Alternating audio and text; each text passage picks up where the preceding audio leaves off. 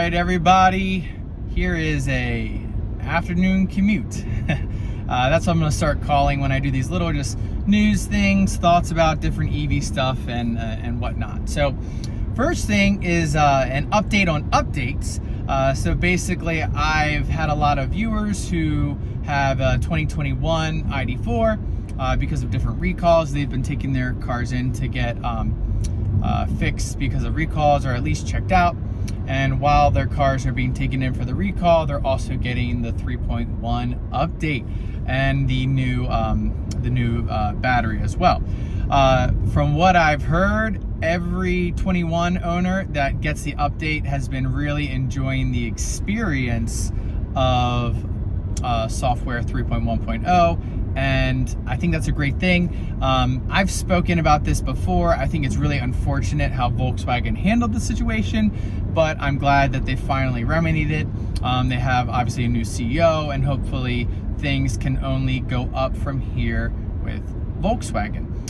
That leads me to the next thing I wanted to talk about, was all these new vehicles that have been announced lately. And one of them is the Volkswagen ID.7. I think it looks great. Again, I don't think it's like changing anything. I don't think it's, really futuristic, but I think it's a great looking car. And it's a car that I wouldn't mind having personally. If it gets the mileage it says it does, it'd be fantastic. Now, if you haven't been following much about the ID.7, they're having two battery packs, but the US is only getting the smaller battery pack, which is kind of odd, but it's the 77 kilowatt hour battery pack that the ID.4 has, and because of the coefficient of drag, and obviously it's, a much more, well, that means it's aerodynamic, but it's a much smaller vehicle, probably a little bit lighter, that it's gonna have a better range. So pretty interesting stuff there. Now, this is a little old hat. I've talked about Ioniq 6, but there are Ioniq 6s out on the road now. A lot of EV journalists have been doing different tests and stuff in that, and it's looking like it's gonna be a nice car, but is it really gonna be worth the cost? And that kind of brings you back to the ID.7. Both vehicles are not going to be manufactured in the US, at least for the time being, meaning that they're not going to qualify for the tax credit. So which one's going to be cheaper? And that's going to be interesting. And is it worth upgrading to the 800 volt of the Ioniq 6 if you can just get the 400 volt Ioniq 7, Volkswagen ID.4 7 that charges, it's really not too bad, given the pack size and also the efficiency, if the efficiency is what they say it is for the ID.7.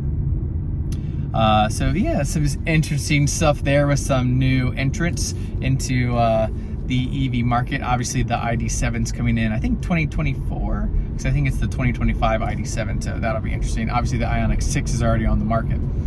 And then I guess the last bit of news that's intriguing to think about, and I'd love to hear everybody's comments down below, but Chevy has basically said there will be no more Bolt. They've discontinued it, and they're going to stop production at the end of this year. Why? Because they want to focus on the Ultium platform. So that makes me wonder, do they have something coming that is Bolt-esque on the Ultium platform? And if they do, that would be really interesting, because that would mean there would be a Bolt-like vehicle with faster charging, and would they keep the price the same that the Bolt has right now? So lots of interesting thoughts surrounding this move by Chevy. And another thing too surrounding the ending of the Bolt is that means GM, after these Bolts are finished being built, there's gonna be no more CarPlay. I don't know if you've heard about that, but CarPlay is being removed from all GM vehicles because I believe they're collaborating with Google. I'm pretty sure it was Google. So that'll be interesting to see what happens. I don't think that's a good move. I think it's always the best choice to leave it up to the consumer, how they want to use their vehicle, and now they're taking away something that people really enjoy. Like I have, pretty bad infotainment on my Kona. I use CarPlay all the time. the ID.4. The infotainment with 3.1 isn't that bad. You know, it's not the end of the world, but I end up using CarPlay again the majority of the time. So now that CarPlay is going with Chevy, is this going to deter people? I don't know. Maybe it just depends how good the software is. Rivian and Tesla don't rely upon CarPlay, so maybe GM's going to come out with something that's really phenomenal and people are going to say, CarPlay who? So I don't know. But anyways, that's kind of my little bit of my afternoon commute. Just some thoughts about the EV world, some news about the EV world, and stuff that I thought would be pertinent to you. So I thought this would be a cool little format. Please, in the comments down below, leave some things. What would you like to hear about with EVs on my afternoon commutes? It's always a time when I'm thinking, and I'd love to share all my thoughts with you all. So leave that down below. Leave your thoughts about anything in this video down below.